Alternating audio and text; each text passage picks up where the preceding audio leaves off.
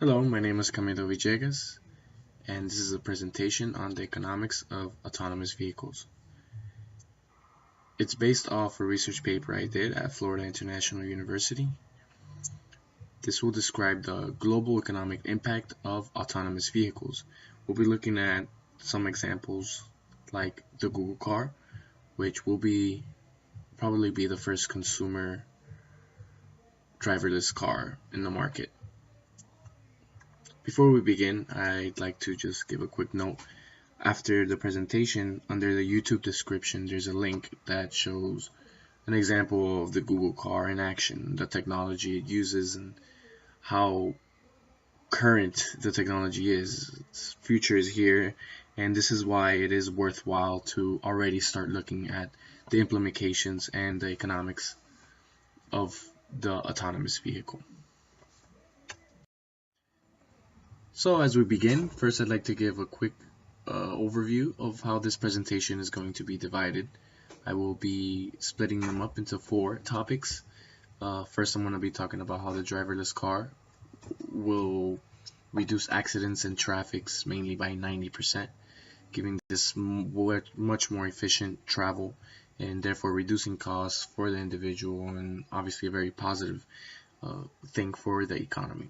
Next topic will be growth and loss of related industries, such as insurance companies, car manufacturers, anything else having to do with the car service will be affected, and we'll be taking a look at different industries and kind of the negative and positives of it. Next topic is globalization, how we will increase, how other countries can increase their productivity as well, specifically developing countries such as China and India. They're on a path to growth, and already implementing something like this can only make them grow more, and we'll be analyzing that impact. And the last topic would be the jobless rate. This is nothing new, of course. Machines have been taking over jobs for a long time, but it is worth noting different views on it. With the Google car, technology impacts like this do tend to shift a lot of the social aspect of it, so we'll be taking a look at that as well. So we'll begin with our first category of efficient travel. Sebastian Thrun is a leading engineer in the development of the Google car, and he has stated that if implemented correctly, accidents and traffic will be reduced by 90%. Many researchers have confirmed that this number is accurate, maybe a little slightly overstated, but just around that ballpark of 90%.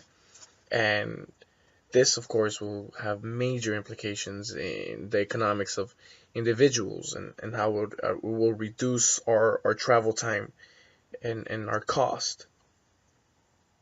So there was a study led by Lawrence Burns at Columbia University, and he shines light on these earnings to be around 80% for every dollar we spend, maybe going from point A to point B.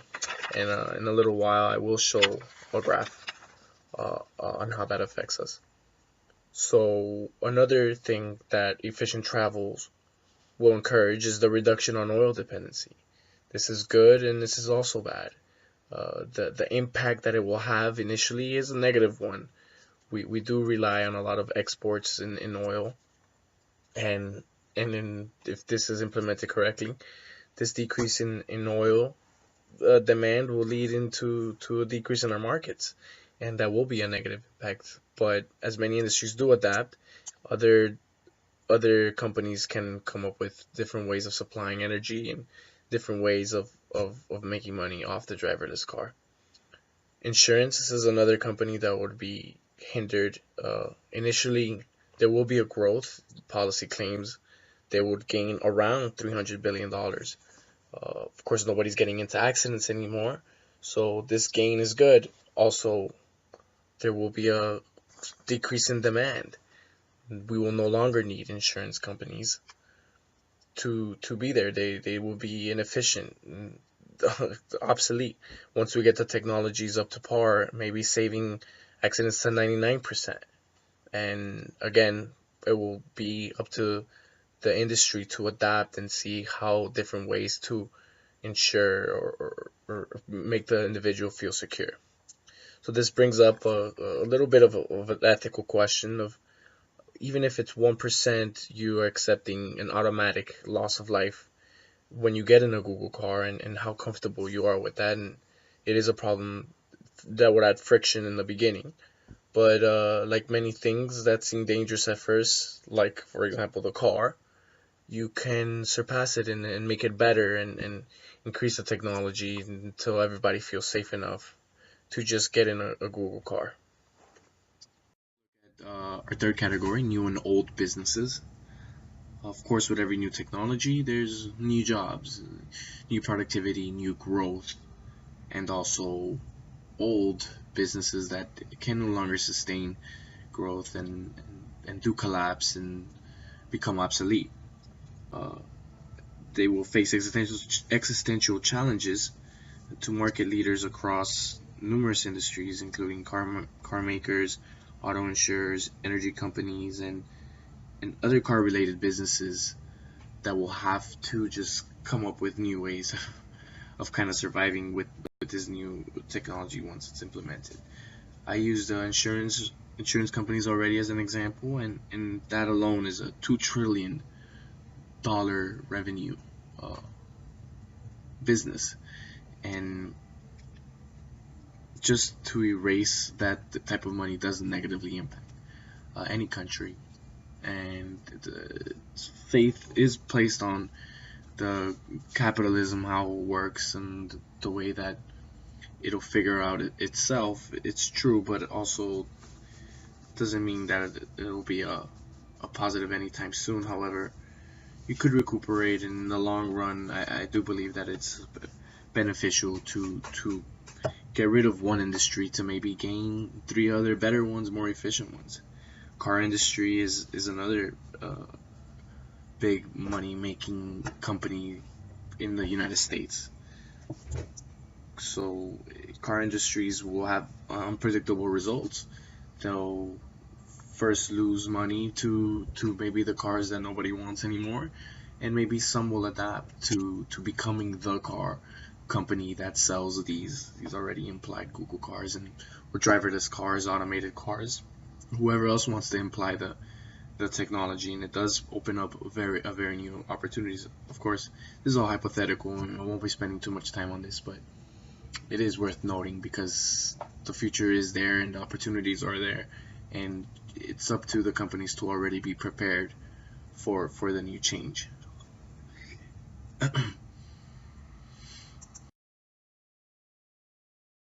Globalization, how this technology is going to impact other countries, specifically developed developing countries. Um, Years ago, cables and telephone wires were a new technology, and the United States and Western countries, of course, implemented this in a very rudimentary way.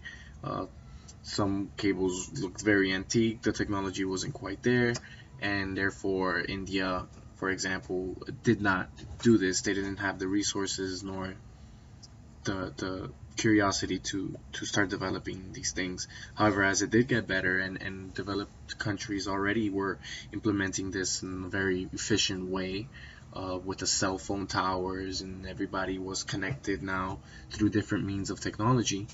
They adapted, and they just went right into the wireless trend and the land networkings. So that provided them with a lot of job growth, and they skipped a lot of the research and development that we had to initiate with telephone wires. So this is an example of how this is a similar process. We get into the markets and we start trying to figure out how to do this driverless car thing, and eventually they'll just jump on it and already implement it and already have a running system, and it will just add growth to them. Of course, China invests heavily on infrastructure, actually around $800 billion in 2010 in road expansions and different things that have to do with the cars and making them efficient. So this will just make them even more efficient, and maybe opens up the gates for them to make cars and have them operate that way.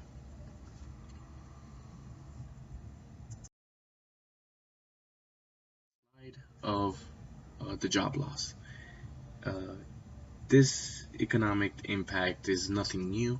It has been happening since the Industrial Revolution, when machines were taking over humans' jobs, and at the same time making humans more efficient, but at the same time reducing the labor force.